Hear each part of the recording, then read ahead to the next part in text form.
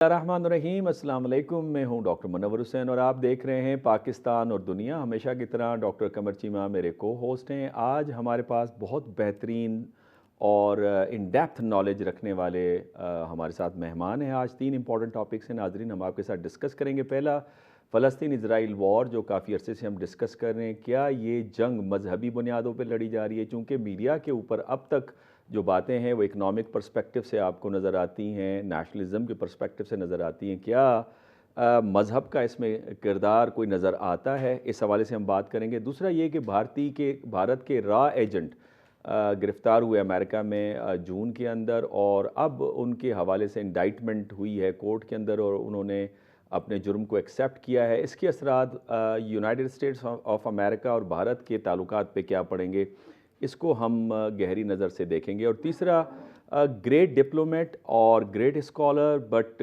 War मॉन्गरर और war criminal Henry Kissinger, जो Nobel laureate भी थे, उनकी डेथ हुई 100 साल की उम्र में। उनकी ज़िंदगी भी बात करेंगे। क्या अमेरिका की जो फॉरेन पॉलिसी है हेनरी किसिंजर के छोड़े हुए लाइंस के ऊपर अब तक जारी और सारी है? ये तीन टॉपिक्स हैं जिसमें हम बात करेंगे। लेकिन सबसे पहले हम बात कर लेते हैं फ़लस्तीन और इज़राइल की जंग की, जिसमें यूनाइटेड नेशन के अंदर जो रेजोल्यूशन थी 2712, उसके हवाले से चीन के वज़ीर ख़ारजा ने एक बयान दिया जिसमें उन्होंने कहा कि फ़लस्तीन के सवाल ने एक बार फिर साबित कर दिया है कि दो रियासती हल नागुज़ीर है। फ़लस्तीनी मसला जो है इंसानी ज़मीर के ऊपर एक खुला ज़ख़म है और चीन हमेशा अमन, इंसाफ और ज़मीर के साथ खड़ा होगा। इस हवाले से उन्होंने सदर जी के 5 पॉइंट प्रपोज़ल का जिक्र किया, जिसमें जंग बंदी को नाफिज करना, इंसानी इमदाद यकीनी बनाना, मौसर अंदाज से ज़िंदगी का तहफ़्फ़ुज़, सफारतकारी का अमल बढ़ाना और यूनाइटेड नेशंस की करारदादों का नफाज उसमें शामिल हैं। इस हवाले से आज हमारे साथ डॉक्टर कमर चीमा भी हैं और डॉक्टर फ़राह नाज़ साहिबा भी हैं। डॉक्टर फ़राह नाज़, आपका भी बहुत बहुत शुक्रिया, और डॉक्टर कमर चीमा साहब, आपका भी बहुत बहुत शुक्रिया।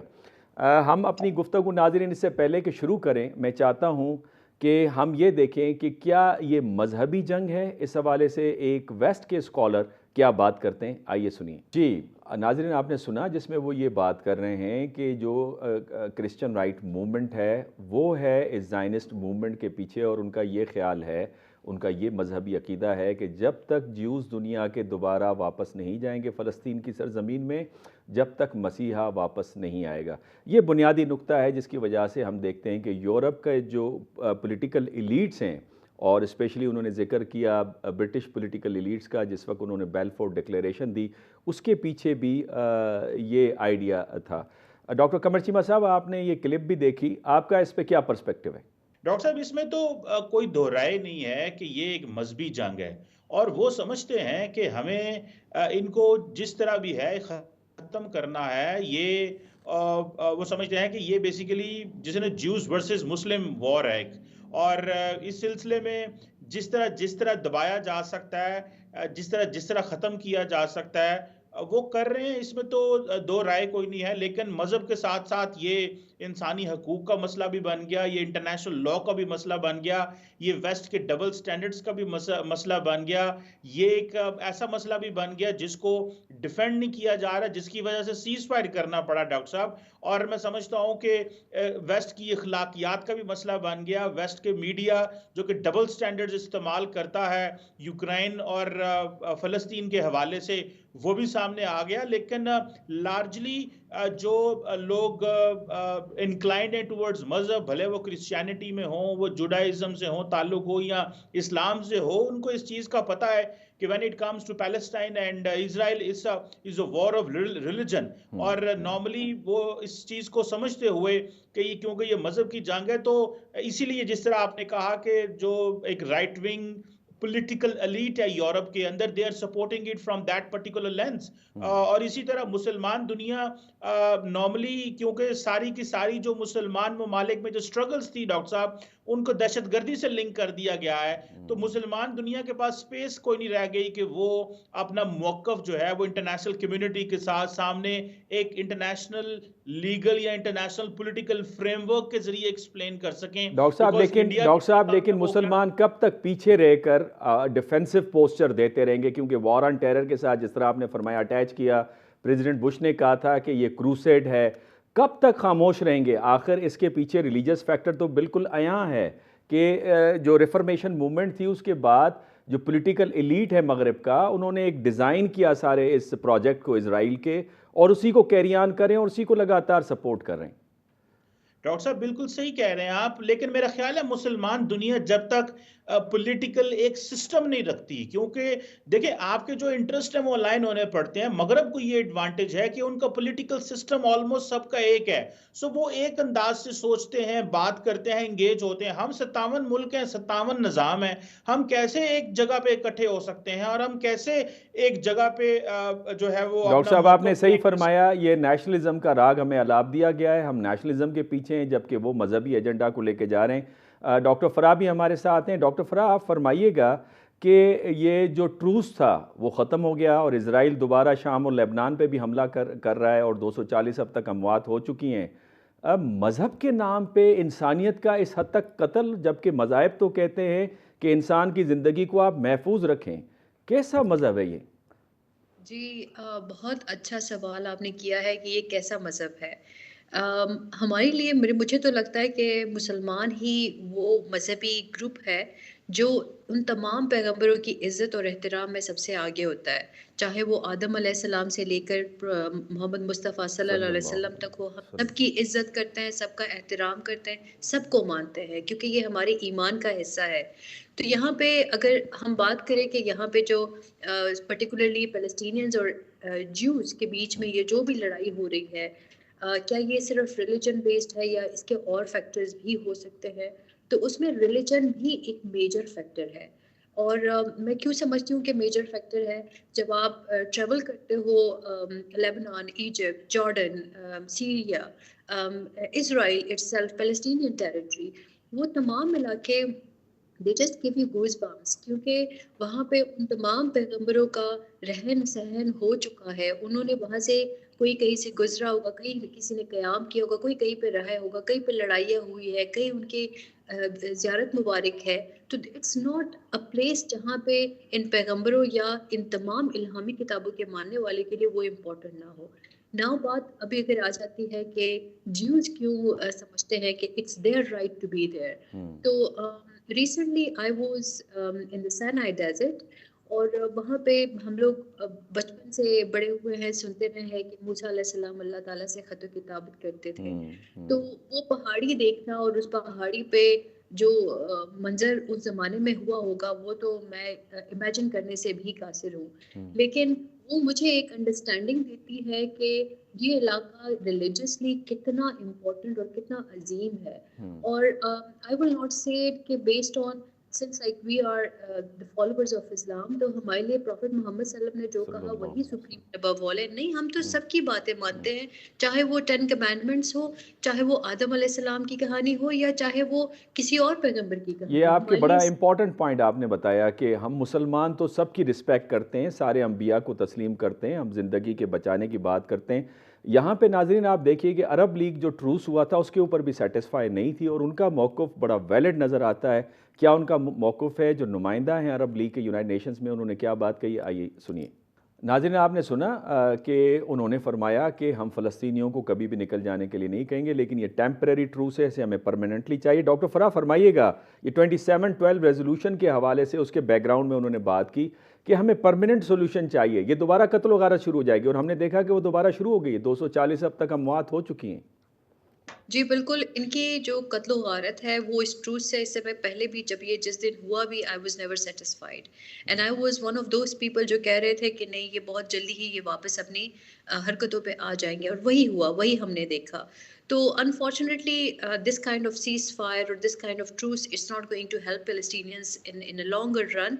लेकिन वो एक पावरफुल, जो अगर मैं उसे कहूँ, they are tech leaders, they are financially very stable, they are in terms of their military might, they are very strong, और उनको वेस्टर्न कंट्रीज की सपोर्ट है, और ऑन टॉप ऑफ दैट उनको दुनिया के सुपर पावर की सपोर्ट है। तो क्या फ़लस्तीनी जो कमज़ोर है माली लिहाज से भी, अगर मैं कहूँ उनके जो अलायंसेस है उसके लिहाज से भी, क्या वो इतने मजबूत मुल्क का मुकाबला कर सकते हैं? तो वो थोड़ा डिबेटेबल हो जाता है। But here the thing is कि जो अरब लीग की आप बात कर रहे हो, मुस्लिम उम्मा की बात कर रहे हो, तो रिलीजन के एतबार से भी अगर देखा जाए तो हमें कुरान पे दोबारा जाना पड़ेगा, उसको देखना पड़ेगा। And I have started researching on कि वहाँ पे क्या चीज़ें बताई जा रही है कि when the time comes in, जो रिसरेक्शन की बातें की जा रही है, जीसस के आने की बातें की जा रही है, उनका रिसरेक्शन है कहाँ पे, what's going to happen?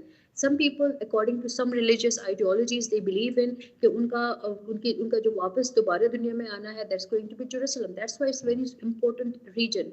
Some says it's going to be Damascus, जो सीरिया में पाया जाता है। तो हम even for Jews, it's a very multi-pronged kind of attitude towards such an important religiously inclined stories जो हमें पता होने चाहिए हमारे किताब में क्या है जो अल्लाह की तरफ से हमें दी गई है। तो I think we need to go back to all those things and that will give us clarity on what we can do and what we cannot do. But for all of that, I believe in के जो मुस्लिम ममालिक हैं उन सबको इकट्ठा होना पड़ेगा। तो जिस तरीके से मुस्लिम ममालिक में और इवन वेस्टर्न कंट्रीज़ में उनके अपने बाशिंदों ने जो फूड के आइटम्स हैं, उनके जो चेन्स है जो जिसको इजराइल ओन करता है, उन सब का बॉयकॉट किया, तो उसका इम्पैक्ट पड़ रहा है। अगर आज मैकडोनल्ड्स अपनी सेल्स पे 60% 70% ऑफ लगा रहे हैं, दिस मीन्स कि उनको डेंट पड़ रहा है, कहीं तकलीफ हो रही है उनको।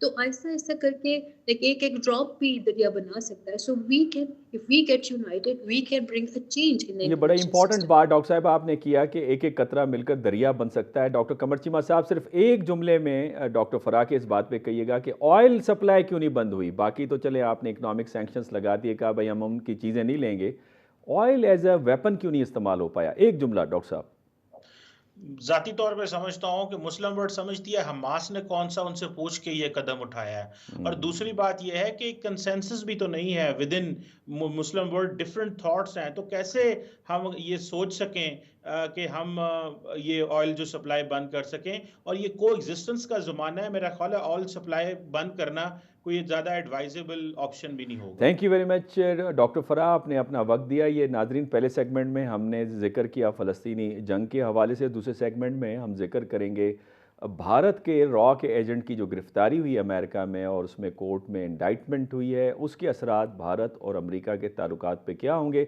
लेकिन यहाँ पे लेते हैं छोटा सा एक वक्फा। वेलकम बैक नाजरीन, इस सेगमेंट के अंदर हम बात करेंगे जो इंडियन रॉ एजेंट पकड़े गए हैं गुप्ता साहब, 30 जून से अमेरिका की तहवील के अंदर हैं और इसकी इन्फॉर्मेशन मुख्तलिफ़ फोरम्स के ऊपर अमेरिकन्स ने शेयर भी की इंडिया के साथ। और जो ये ऑपरेशन है उसका नाम बताया जा रहा है CC1। और अगर इस ऑपरेशन की ज़रा आप डिटेल देखें तो बड़ी इंटरेस्टिंग है। लाइक जुलाई में ये गिरफ़्तार हुए हैं, अगस्त में जैक सोलिवन ने भारतीय काउंटर पार्ट अजीत देवल साहब को इसकी इन्फॉर्मेशन दी और फिर अगस्त में ही CIA के डायरेक्टर विलियम सी बर्न, उन्होंने अपने काउंटर पार्ट रवि सिन्हा से इस इशू को उठाया। सितंबर में बाइडन साहब तशरीफ़ ले गए इंडिया G20 की कॉन्फ्रेंस अटेंड करने के लिए, वहाँ पे मोदी साहब के साथ उन्होंने इसी पर बातचीत की। फिर सितंबर में मिस्टर ब्लिंकन ने जयशंकर साहब के सामने अगेन ये मसला उठाया जब जयशंकर साहब अमेरिका विज़िट के ऊपर थे। और फिर सितंबर में ही प्राइम मिनिस्टर ट्रूडो, जो कि कैनेडियन प्राइम मिनिस्टर हैं, उन्होंने अपने पार्लियामेंट के सामने जो हरदीप सिंह का कत्ल था उस इशू को उठाया और उन्होंने बताया कि I5 ने उनको ये इन्फॉर्मेशन दी है। और फिर अक्टूबर के अंदर जो director of national intelligence American जो थे अरविल, उन्होंने इंडिया का विज़िट पे किया और अक्टूबर के अंदर ही अमेरिकन्स ने इन्फॉर्मेशन को लीक आउट किया अपने मीडिया को। और मीडिया के बाद इंडियंस का मौक़िफ़ ये था कि ये इल्ज़ाम तराशी है और इस हवाले से सबूत दिए जाएं। अब सबूत सामने आ गए हैं, इसके असरात भारत और अमेरिका के ताल्लुकात पे क्या पड़ेंगे, इस हवाले से हमारे साथ अमेरिका से जुड़े हुए हैं साजिद तार साहब। साजिद तार साहब, आपका बहुत बहुत शुक्रिया। और इसके साथ साथ सैयद मोहम्मद अली किसी तारुफ के मोहताज नहीं, अच्छे स्कॉलर हैं। और डॉक्टर कमर चीमा भी हमारे साथ हैं। डॉक्टर कमर चीमा साहब, आप इंडियन अफेयर्स को अच्छी तरह से जानते हैं, आपकी ग्रिप है उसके ऊपर, इसकी कुछ तफसीलात हमारे नाज़रीन को दीजिएगा। बहुत शुक्रिया। मैं तो कहता हूं कि आप तारड़ साहब और मोहम्मद अली साहब से शुरू करें बिकॉज वो गेस्ट हैं। लेकिन मैं सिर्फ छोटी सी बात इस पे करूंगा, चाहता हूं मेहमान ज़्यादा बोलें।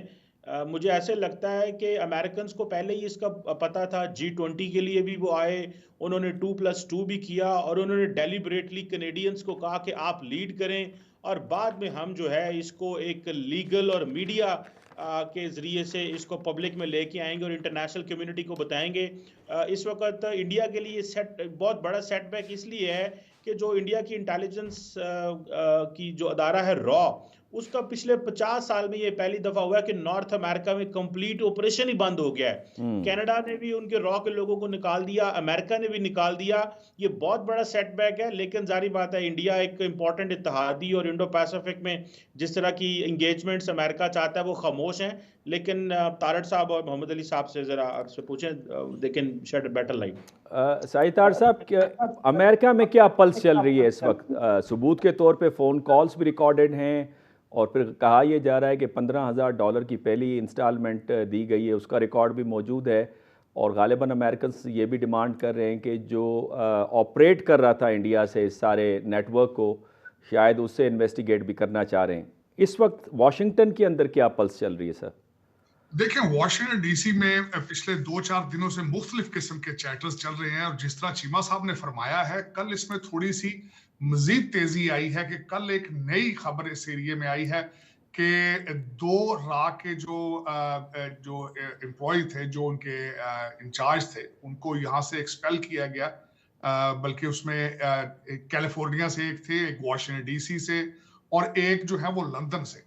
अच्छा। और जो इस वक्त कल से ये जो बात चली है कि वाशिंगटन डीसी में वो दोबारा किसी को आने नहीं दिया जा रहा, अभी तक कोई नहीं आया यहाँ से जो रॉ के ऑपरेशन को हेड वाशिंगटन डीसी एम्बेसी से किया जाता था। लेकिन इसमें तशवीशनाक चीजें अब देखा, इसमें चीजें काफी तेजी से टर्न ले रही हैं और उसमें पिछले 3-4 दिनों से मुख्तलिफ एंगल से लोग बातें कर रहे हैं, जिसमें बिलखसूस भारत की जो तेजी से ऊपर जाती हुई इकानमी है उसको भी डिस्कस किया जा रहा है कि क्या भारत अमेरिका के साथ अपने रिलेशनशिप खराब रखना अफोर्ड कर सकता है। क्या अमेरिका भारत के बगैर ग्लोबल साउथ को वहाँ जो ताइवान और चाइना है उसके खिलाफ उसको किसकी पार्टनरशिप की जरूरत होगी। और ये सारी चीजें वाशिंगटन डीसी में बड़ी डिटेल से 2-4 दिनों से, और खसूस जो लोग एंटी इंडियन थे, जो उन्होंने दिल खोलकर अपनी भड़ास निकाली है। मैं समझता हूँ इट्स अ सीरियस मैटर। लेकिन कल से जो मैंने खबरें देखी हैं उससे लग रहा है कि relationship they are going towards decline, जल्दी से जो है खराब होते नजर आ रहे हैं।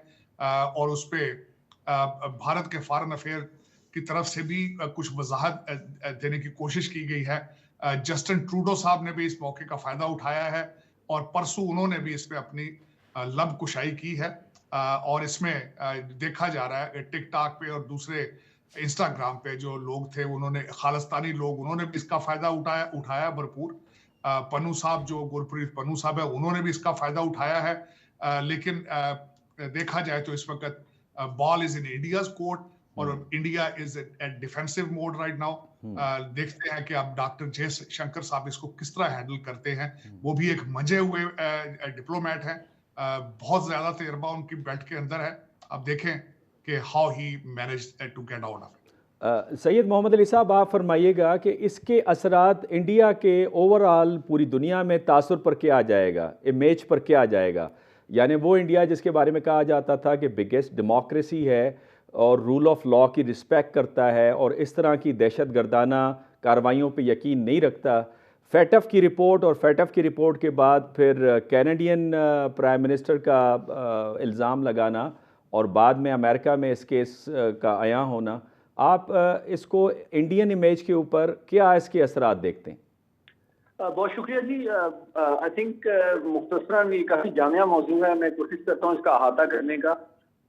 देखिए, पहली बात ये है कि जो I-5 का एक इंटेलिजेंस अलायंस है जो कि अमेरिका, बरतानिया, कनाडा, न्यूजीलैंड, ऑस्ट्रेलिया पर मुश्तमिल है, उन सब के पास ये शवाहिद और सबूत शेयर किए गए हैं कि भारत की ये कोई इंडिविजुअल एक्ट नहीं है, बल्कि यूं लगता है कि उसकी एक जामिया आलमी सतह की एक अपने पॉलिटिकल ओपोनेंट्स की टारगेट असैसिनेशन की एक हिकमत अमली है, जो कि पाकिस्तान से लेके बरतानिया, फिर कनाडा और अब अमेरिका तक पहुंच चुकी है। पहली बात।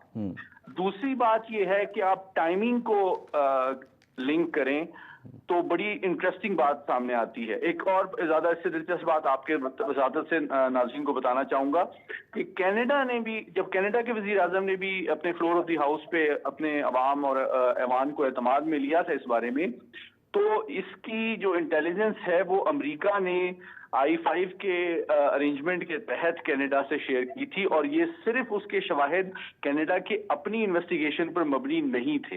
ये बहुत कम लोग ये बात जानते हैं। तो अमेरिका इस पूरे प्रोसेस में शुरू से शरीक भी है और इसको बहुत क्लोजली इन्वेस्टिगेट और मॉनिटर भी कर रहा था। अच्छा, फिर आपको याद है जब G20 समिट हुई तो उसकी साइडलाइन पे मोदी साहब से हाईएस्ट लेवल पे ना सिर्फ जस्टिन ट्रूडो बल्कि बाइडेन साहब ने भी ये मामला उनसे उठाया। इससे पहले जो मिड रैंकिंग ऑफिसर्स हैं, यानी कि CIA चीफ हैं या नेशनल सिक्योरिटी एडवाइजर हैं, कनाडा और अमेरिका की इंटेलिजेंस चीफ, वो ऑलरेडी कई विजिट्स कर चुके थे इंडिया के वर्किंग लेवल के, लेकिन क्योंकि गुड फेथ में वो उनसे तवक्को करते थे कि वो उनसे इन्वेस्टिगेशन में ताउन करें।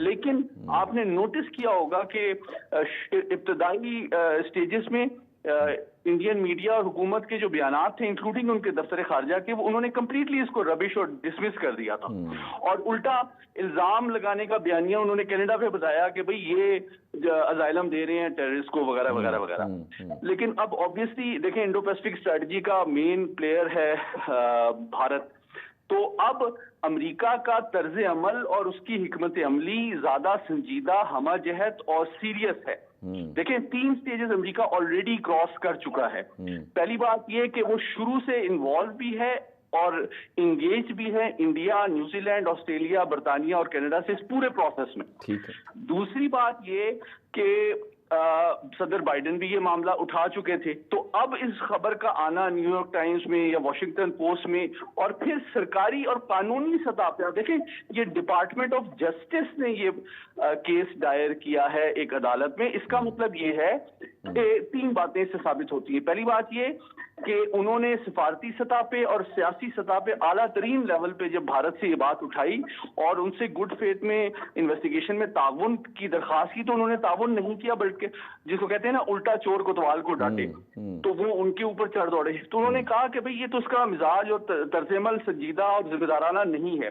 तो फिर इन्होंने तमाम सबूत, अच्छा फिर एक और बात भी अमेरिका के हवाले से जो कि कनाडा के केस से डिफरेंट है, वो बताना इसलिए जरूरी है कि अमेरिकन इंटेलिजेंस ने बेसिकली इनको ट्रैप किया है। मैं क्विकली 30 सेकंड में आपको बता देता हूँ कि देखिए, तो उनके पास ऑलरेडी सबूत मौजूद है। मैं ये साबित कर सकता हूँ कि actually undercover US intelligence officials ने इंगेज किया एक एसेट को इनडायरेक्टली जो रॉ के ऑफिशियल के लिए काम कर रहा था, और उन साहब ने अंडरकवर अमेरिकन इंटेलिजेंस ऑफिसर्स को $1 लाख ऑफर किए कि जनाब इन साहब को आप असैसिनेट कर दें। तो और उसमें से $15,000 उन्होंने कैश में उन अंडरकवर अमेरिकन इंटेलिजेंस ऑफिसर्स ने उस जो एसेट था रॉ का, उससे वसूल भी कर चुके हैं। तो उनके पास तो तमाम सबूत मौजूद थे। उसके बाद फिर इन्होंने पकड़ा और तमाम शवाहिद और सबूतों के साथ इन्होंने अब ये केस फाइल किया है। तो इससे ये साबित होता है कि अमेरिका कन्विंस्ड है कि उन्होंने मौका दिया, टाइम दिया भारत को कि वो ताउन करे, लेकिन चूंकि उन्होंने ताउन नहीं किया, एक जिम्मेदाराना रवैया उन्होंने शो नहीं किया, तो अब इन्होंने आखिरी फैसला ये किया कि सिफारती और सियासी के बजाय कानूनी रास्ता अपनाया जाए और इनको पूरी दुनिया के सामने एक ड्यू लीगल प्रोसेस के जरिए सजा दी जाए, और फिर अगर एक इंडियन ऑफिशियल को उसमें कन्विक्ट किया जाता है और उसको सजा दी जाती है, एक violation of American sovereignty and trying to carry out political assassination, तो ये फिर पूरी दुनिया में भारत की असलियत सामने आई। बिल्कुल ठीक हो गया डॉक्टर साहब, आपने बिल्कुल बजा फरमाया। मुझे भी आपका जो कंक्लूजन है वो तो यही है कि इंडियन एरोगेंस के अंदर आ गए थे और इस वजह से ये इनएप्ट पॉलिसी नज़र आ रही है। साजिद ताड़ साहब, ये फरमाइएगा कि अगर मैं इस सारे वाक़े का पीछे से ट्रेंड निकालूं तो सेरबीन की रिपोर्ट चलती है जनवरी 2023 में इंडिया के ख़िलाफ़ जो गुजरात में हुआ, फिर सोरो साहब की तरफ से स्टेटमेंट आती है कि मोदी साहब ख़तरा हैं डेमोक्रेसी के लिए। वही जॉर्ज सोरो साहब जिन्होंने स्पेन अपना यूक्रेन के अंदर जो ऑरेंज रेवोल्यूशन है उसके पीछे उनका हाथ नज़र आता है। फिर यूनाइटेड नेशन की ह्यूमन राइट्स काउंसिल जो है वो एक रिपोर्ट जारी करती है ह्यूमन राइट्स वायलेशन की कश्मीर के अंदर, और फिर उसके बाद हम देखते हैं कि फैटफ की रिपोर्ट आती है, और फिर उसके बाद हम ये देखते हैं कि चाइना के साथ रीइंगेजमेंट हो रही है अमेरिका की। अगर इन सब का तसलसल आप मिलाएं, इनकी इनकी इनकी कनेक्शंस मिलाएं, तो आपको एक तसलसल नज़र आता है इवेंट्स में, जो इस नहज पे अमेरिकन को लेकर आया है कि अब वो इंडिया को एक्सपोज करें। आप क्या कहते हैं इस पर? देखिए, मेरी नजर में भारत ने वीक अमेरिकन फॉरेन पॉलिसी का भरपूर फायदा उठाया है। पिछले जिन वाकयात का आप बता रहे हैं उसके साथ एक वाकया जो है वो मुसलसल उसके बाद फॉरेन पॉलिसी डिक्लाइन में गई है, फॉल ऑफ काबुल। उसके बाद दो सख्त नुकसान हुए। एक तो एलाइज जो थे अमेरिका के, they were not feeling confident about the capacities and abilities, और उसके बाद एडवर्सरीज जो है उन्हें पता था क्योंकि इस वक्त जो सीट पर है वो ओबामा साहब की टीम है सारी, तो देवर कैलकुलेटेड, और उसमें भारत ने भरपूर फायदा उठाया कि जो अमेरिका का जो एक टोटल रिलायंस था भारत के ऊपर, बिलखसूस ताइवान के हवाले से, इंडो पैसिफिक के अंदर और ग्लोबल साउथ के अंदर, और अपनी तेजी से बढ़ती हुई इकोनॉमी का भरपूर फायदा उठाया। लेकिन दे अंडर एस्टिमेटेड अमेरिकन, और उन्होंने मेरे ख्याल में इस वक्त अगर इसको ये मुबालगा राय नहीं होगी कि इंडिया मिसअंडरस्टूड, अंडर एस्टिमेटेड, और उस लेवल पर ले गया जहां पे अमेरिका के पास अब कोई चॉइस मौजूद नहीं था। क्योंकि अगर देखा जाए तो कई क्वेश्चन मार्क्स हैं, जिस तरह कनाडा में है, पाकिस्तान के अंदर कई क्वेश्चन मार्क हैं। पिछले अरसे के अंदर अगर देखा जाए तो कई लोगों की वहां पे कई लोगों को कत्ल किया गया है। और जिस तरह पहले हमारे दूसरे पार्टिसिपेंट कह रहे थे कि they were waiting for the time, they were giving enough time to India to come up clean और एक्सप्लेन देयर इन्वॉल्वमेंट, लेकिन जब दूसरी साइड से इस चीज को सीरियस नहीं लिया गया। दो चीजें हैं इस वक्त अगर देखा जाए भारत के बिहेवियर से ऑन इंटरनेशनल मार्केट प्लेस के ऊपर, इंडिया जो है ओवर कॉन्फिडेंट नजर आता है। उनकी पार्टिसिपेशन और तेजी से ग्लोबल अपना इन्फ्लुएंस इंक्रीज करने में दे आर एग्रेसिव, और उसमें कई चीजों को वो इग्नोर करते हैं। और ये उसी का एक रिजल्ट मैं समझता हूँ ये जो अभी सामने आ रहा है कि इट्स टू अर्ली। लेकिन इसमें देखा जाए तो दोनों साइडों के ऊपर प्रिकॉशंस अब लिए जा रहे हैं कि आइदर इंडिया अफोर्ड कर पाएगा कि अपनी इकोनॉमी की जो है उस पे, अगर, क्योंकि मैं यहाँ ये मेंशन करना चाहूंगा कि अमेरिका की इस वक्त पार्टनरशिप इंडिया के साथ, आप देखें कि हर दूसरा बिजनेस जो है वो चाइना से निकल के भारत जा रहा है, अमेरिकन जो है। और दूसरा इस वक्त डिफेंस कॉन्ट्रैक्ट जिस तरह तेजास बन रहे हैं वहां पे, और दूसरे जो टेस्ला बन रही है, एप्पल जा रहा है, तो either India can afford this shake up, और दूसरी साइड पे either can America afford anything in Indo Pacific के अंदर, खासकर ताइवान के हवाले से। तो प्रिकॉशंस लिए जा रहे हैं, लेकिन जैसा मैंने आपको बताया है कि India is on defensive mode right now, और इनका जो इसका अगर इसको सम अप किया जाए तो बिहेवियर ऑफ भारत जो था ओवर कॉन्फिडेंट था, they were playing outside of the crease, और उसमें वो उनको नुकसान हुआ है मेरे ख्याल में।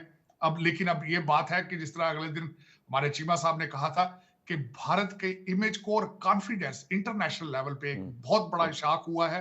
क्या दुनिया दोबारा भारत पे एतबार कर सकेगी? That is the question mark. शुरू में जब जस्टिन ट्रूडो साहब का वाकया हुआ था, he was expecting joint statement from India, from America and the Britain, UK, जिसमें वो नहीं उन्होंने किया। फिर उसके बाद Justin Trudeau was on defense at the same time, उन्हें स्टेटमेंट देनी पड़ी कि it's fifth largest economy and we don't want to shake up our relationship. लेकिन इस वक्त अगर देखा जाए तो India has lot of questions to answer. बहुत ज़बरदस्त अंदाज से आपने साजिद साहब इसको एक्सप्लेन किया। नाज़रीन, यहाँ पे छोटा सा वक्फा लेते हैं, जब वक्फे से वापस आएंगे तो कमर चीमा साहब सवाल करेंगे हमारे दोनों मेहमान ने गरामी से, और उसके साथ साथ हम हेनरी किसिंजर के बारे में भी चीज़ों को ज़रा डिस्कस कर लेंगे। यहाँ पे लेते हैं छोटी सी ब्रेक। एक नाज़रीन, वक्फे से पहले हम बात कर रहे थे बड़ी तफसीलन, साजिद ताड़ साहब अमेरिका से हमें बता रहे थे कि इंडिया ओवर कॉन्फिडेंट था और इसी वजह से इनएप्ट पॉलिसीज़ की वजह से दुनिया के सामने एक्सपोज हुआ है। डॉक्टर कमर चीमा साहब, आप हमारे मेहमानों से सवाल पूछना चाहें? जी, बहुत शुक्रिया। मैं सवाल करना चाहता हूं तारड़ साहब से ताड़ साहब, सर आप अमेरिका में बैठे हैं और आप रिपब्लिकन और डेमोक्रेट्स फॉरेन पॉलिसी को बड़े अच्छे से समझते हैं। आप कांग्रेसमैन के साथ उठते बैठते भी हैं। हमें ये बताएं कि जिस तरह आप ये कह रहे हैं कि डेमोक्रेट्स की कमजोर फॉरेन पॉलिसी का प्राइम मिनिस्टर मोदी ने फायदा उठाया कि एक डेवलपिंग कंट्री साउथ एशिया से उठ के नॉर्थ अमेरिका में जाके ऑपरेशन कर रहा है।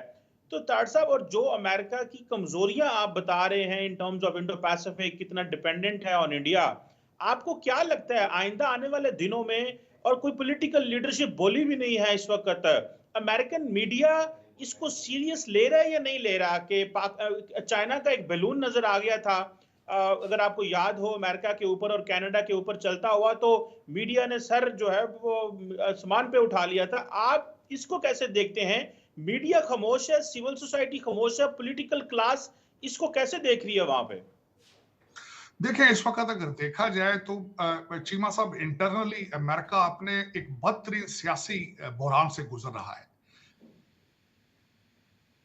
डीसी के अंदर ये भी डिस्कस किया जा रहा है कि इसको पॉलिटिकली इसको क्यों नहीं, इसमें अभी तक किसी बड़े सियासी लीडर ने, जो बाइडेन ने या टोनी बिल्कन ने इसके ऊपर कोई स्टेटमेंट नहीं दी, और इसको इसकी कमजोरी समझा जा रहा है। उसकी वजह यह है कि इंटरनल सपोर्ट हासिल नहीं है, vote of confidence general public का हासिल नहीं है, और इलेक्शन ईयर आ रहा है। इसको अगर देखा जाए तो जो बाइडेन की कमजोरी नजर आती है, तो वो उस पर मजीद, जो उनको पहले ही उनका सपोर्ट, उनका वोट बैंक जो है वो कमजोर है, अगर उस पर वो इसमें जंप इन करते हैं और पब्लिक की राय आमा उनके साथ नहीं आती, तो that will be another damage to the Joe Biden administration.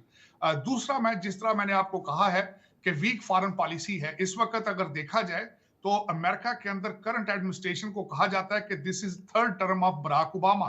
तो बराक ओबामा की फॉरेन पॉलिसी आपको पता है कि जिस तरीके से मिडिल ईस्ट के अंदर कमजोर थे, जिस तरीके से कैलकुलेटेड हो चुके थे, पुतिन रशिया उनको स्टडी कर चुका था, चाइना को पता था ये क्या कर सकते हैं क्या नहीं कर सकते, तो उसी वजह से ना सिर्फ चाइना और रशिया इसका फायदा उठा रहा है, भारत ने भी उठाया है, अंडर एस्टिमेट किया है उन्होंने उनकी बढ़ती हुई इकोनॉमी और खासकर भारतीय डायस्पोरा इन वॉशिंगटन डीसी, ये सारी चीजों ने बूस्ट अप किया भारत के कॉन्फिडेंस को। और उस पर जिस तरह आपने बिल्कुल सही फरमाया है कि इंडिया कहां से इतने हजारों मील दूर से साउथ अमेरिका के अंदर ऑपरेशन कर रहा है, नॉर्थ अमेरिका में ऑपरेशन कर रहा है, तो उस पर एक बहुत बड़ा क्वेश्चन मार्क है फॉर द वेस्टर्न सिविलाइजेशन। और दूसरा, खासकर अमेरिका की वीक फॉरेन पॉलिसी बिल्कुल एक्सपोज हो चुकी है।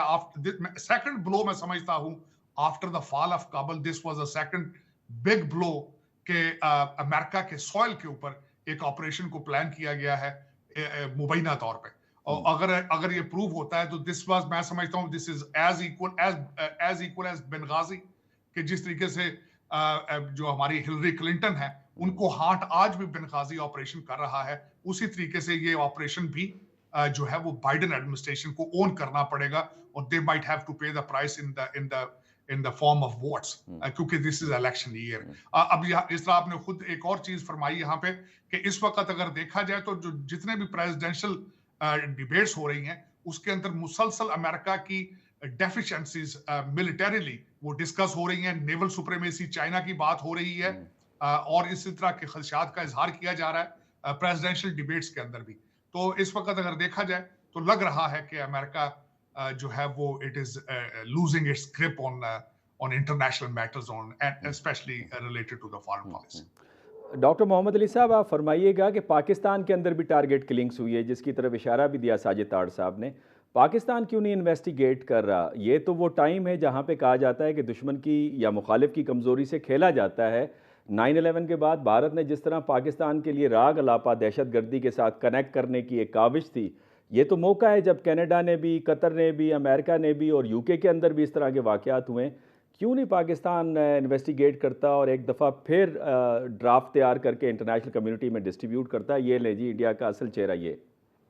देखिए, इसके तीन पहलू हैं, एक कानूनी पहलू है, एक सियासी पहलू है और एक डिप्लोमेटिक पहलू है। पहली बात ये है कि देखें, प्राइमा फेसिया तो बेसिकली ये बायलैटरल इशू है ना, इंडिया और यूएस के दरमियान, या कनाडा और इंडिया के दरमियान, या इंडिया या यूएस के दरमियान। तो बेसिकली मैं समझता हूं कि मेरे ख्याल में सियासी से ज्यादा, अब चूंकि कानूनी रास्ता ऑलरेडी यूएस गवर्नमेंट फॉर्मली ले चुकी है, तो ऑब्वियसली अब वो चाहेगी कि ये प्रोसेस ड्यू, इंडिपेंडेंट, फेयर और ट्रांसपेरेंट नजर आए। इसलिए मैं तवक्को नहीं करता कि अब वो ज्यादा सियासी बयानबाजी इस पे करेंगे। अच्छा। क्योंकि इसका मतलब ये है कि वो जो कानूनी चाराजोई है उस पर असरअंदाज होने की कोशिश कर रहे हैं, जो कि ऑब्वियसली वो नहीं चाहेंगे।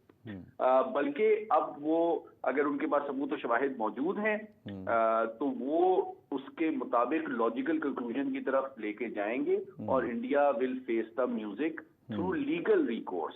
तो अब इसमें इंडिया के पास space to manoeuvre and influence the US decision भी कम हो जाएगी। एक एस्पेक्ट तो ये है। दूसरा एस्पेक्ट ये है कि सिफारती सतह पे मैं यकीनन आपसे एग्री करता हूँ, और मीडिया की सतह पे और पब्लिक लेवल पे तो डेफिनेटली ये बड़ा इंपॉर्टेंट है कि जो हमारा नैरेटिव है कि भाई ये एक तरह से विंडिकेट करता है पाकिस्तान के डिप्लोमेटिक स्टांस टुवर्ड्स इंडिया को, कि जनाब पाकिस्तान की जानिब जो ये स्टेट स्पॉन्सर्ड टेररिज्म और target killing of political opponents होती रही है, कई लोगों को पाकिस्तान में भी मिस्टीरियस हालात में हलाक किया गया है जो कि इंडिया के खिलाफ काम करते रहे हैं। तो हमारे मुल्क में भी ये तशवीश पाई जाती है कि ये वही टूल किट जो पाकिस्तान के खिलाफ भारत की इंटेलिजेंस एजेंसी यूज करती थी, अब वो बरतानिया, कनाडा और अमेरिका के खिलाफ कर रही है। तो हमारा इंडिया अब एक कॉमन कंसर्न है, नंबर 1। नंबर 2, हमारा नैरेटिव ये हो सकता है कि आप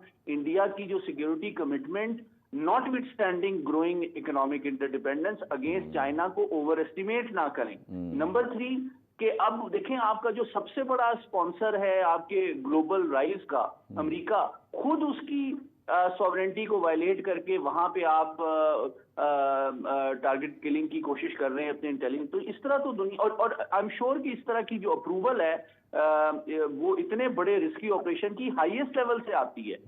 तो ये मुमकिन ही नहीं है कि वज़ीर आज़म मोदी भी खुद भी सियासी तौर पे आगे जाके जब इसके चीजें सामने आएंगी अपने आप को बचा सके। तो मैं समझता हूं कि एक हकीकत पसंदाना रिव्यू यूएस एस्टेब्लिशमेंट जो है और उनकी भी जो डीप स्टेट है वो किसी हद तक ले रही है ऑलरेडी भारत के हवाले से। जी डॉक्टर कमर चीमा साहब, आप अगर सवाल करना चाहें।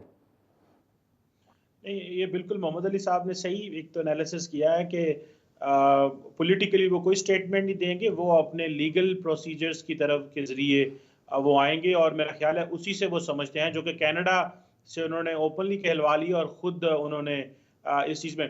डॉक्टर साहब, मोहम्मद अली साहब से मैं सवाल पूछना चाहता हूँ, सर आपको क्या लगता है अमेरिका जितना डिपेंडेंट है इंडिया के ऊपर, वो तो हिल भी नहीं सकते। मैं तो अमेरिका का ना बोलना, मैं तो उसकी बहुत बड़ी कमजोरी समझता हूँ, और इतनी जैसे तारड़ साहब भी कह रहे थे कमजोर फॉरेन पॉलिसी है, मतलब उनके मुंह से एक लफ्ज नहीं निकला और वो कैसे अलाउ कर सकते हैं, और इतना कॉन्फिडेंस उन्होंने इंडिया को दे दिया।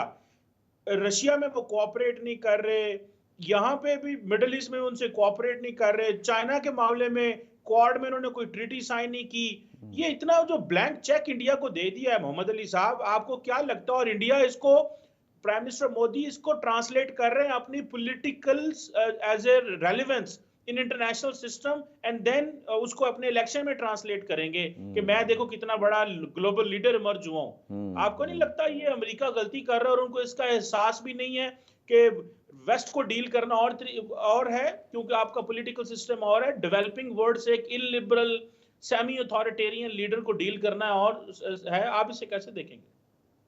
बहुत अहम सवाल किया आपने। देखिए मुख्तसर मैं ये कहूंगा कि दो एस्पेक्ट्स हैं। एक तो आपने केयरफुली नोटिस किया होगा कि बरतानिया और कनाडा के मुकाबले में जो उसी तरह से अमल के हवाले से भारत का बयानिया, मिजाज और एटीट्यूड जो है वो ऑब्वियसली अमेरिका की तरफ जरा मुख्तलिफ और केयरफुल है। वो कनाडा का तो आपको टू यूज पॉपुलर जार्गन, वो तो पै गए थे उनको कि जनाब आपकी ऐसी की तैसी, आप खुद जो है वो टेररिस्ट स्पॉन्सर स्टेट हैं, सारे लोगों को असैलम देते हैं, ये वो फलाना धमाका। अब अमेरिका पे तो वो इस तरह डिप्लोमेटिकली और इंफॉर्मेशन डोमेन में चढ़ाई नहीं कर सकते, पहली बात। तो आपने देखा है कि वो भी थोड़ा केयरफुल और टैक्टफुल और रिस्पेक्टफुल हैं, एक पहलू। दूसरा पहलू ये है कि अमेरिका चूंकि एक बड़ी सुपर पावर है, तो उसके गमो गुस्से का इजहार उस तरह जरा जज्बाती अंदाज में होता नहीं है। उसके पास एलिमेंट्स ऑफ पावर, उसके पास एक्सपीरियंस भी बहुत ज्यादा है। तो ये बात आपने बिल्कुल ठीक की, मैं आपसे मुत्तफिक हूं कि उनकी ये I5 की एक जॉइंट स्ट्रेटजी है। आपने नोटिस किया होगा कि ऑस्ट्रेलिया के फॉरेन मिनिस्टर ने, ऑफ ऑल द पीपल, उन्होंने भी G20 की साइडलाइन पे ये बात उठाई थी। भाई न्यूजीलैंड का क्या जाता है, ऑस्ट्रेलिया का क्या जाता है इस मामले में अगर कनाडा में कुछ हो रहा है। इसका मतलब है there is a coordinated approach. Blinken साहब ने भी इस पे बात की है, ठीक है। उसके अलावा जो ब्रिटिश प्राइम मिनिस्टर हैं उन्होंने भी इसके हवाले से बात की है। अब सबसे ज्यादा जो पब्लिक डोमेन में वोकल हैं वो ऑब्वियसली कैनेडियन हैं, लेकिन असल में जो लीगल जो सजा और पनिशमेंट वाला प्रोसेस है वो अमेरिका खुद कर रहा है। तो अमेरिका की एक हिकमत अमली, मैं चूंकि डायलॉग्स में रहा हूं काफी, तो मैं आपको एक बता देता हूं कि उनका एक अप्रोच होती है कि वो बाज़ दफा अपने एलाइज को यूज करते हैं पब्लिक प्रेशर डालने के लिए, डिप्लोमेटिक पोस्चरिंग के लिए, लेकिन जो असल में जो रियल थिंग होती है, जो लीगल या प्रैक्टिकल या टेक्निकल, वो खुद करते हैं, लेकिन उसके लिए फिर वो ज्यादा शोर गोगा नहीं करते। तो अगर ये वाकई सबूतों के साथ एक्चुअली ड्यू प्रोसेस के बाद कोर्ट से इसको सजा मिल जाए एक सर्विंग इंडियन ऑफिशियल को, तो उसके बाद तो फिर आप देखें कि दुनिया में एक ऑब्वियसली एक डिफरेंट तरह से इंडिया को देखा जाएगा। बहुत ज़बरदस्त अंदाज से आपने इसको एक्सप्लेन किया। इसका मतलब ये कि पाकिस्तान के ख़िलाफ़ फाल्स फ्लैग ऑपरेशन यूज़ नहीं हो सकता मोदी साहब के इलेक्शन कैंपेन में, बल्कि रियल ऑपरेशन वो कंडक्ट कर रहे हैं इस वक्त अपने ही पार्टनर्स के ख़िलाफ़, चाहे वो अमेरिका है, कनाडा है या यूके। साजिद तार साहब, हेनरी किसिंजर साहब का इंतकाल हो गया 100 साल की उम्र में। उनको वॉर मॉन्गरर भी कहा जाता है, वॉर क्रिमिनल भी कहा जाता है, नोबल लॉरिएट भी रहे, बड़े स्कॉलर भी थे, सैकड़ों किताबें उन्होंने लिखी और अमेरिका की फ़ॉरेन पॉलिसी के ऊपर रूल करते रहे। जो उन्होंने ट्रेंड इस्टेब्लिश किए, मुख्तसरन अगर आप हमें बताएं, क्या वो ट्रेंड आज भी अमेरिकन फ़ॉरेन पॉलिसी में नज़र आते हैं सर? देखिए, इसको मैं इस तनाज़ुर से देखूंगा। एक रिमार्केबल पर्सनैलिटी थी कि 1923 में जर्मनी में पैदा हुए और फिर यहाँ आके जो उन्होंने अरूज देखा फॉरेन पॉलिसी का और पावर का खासकर।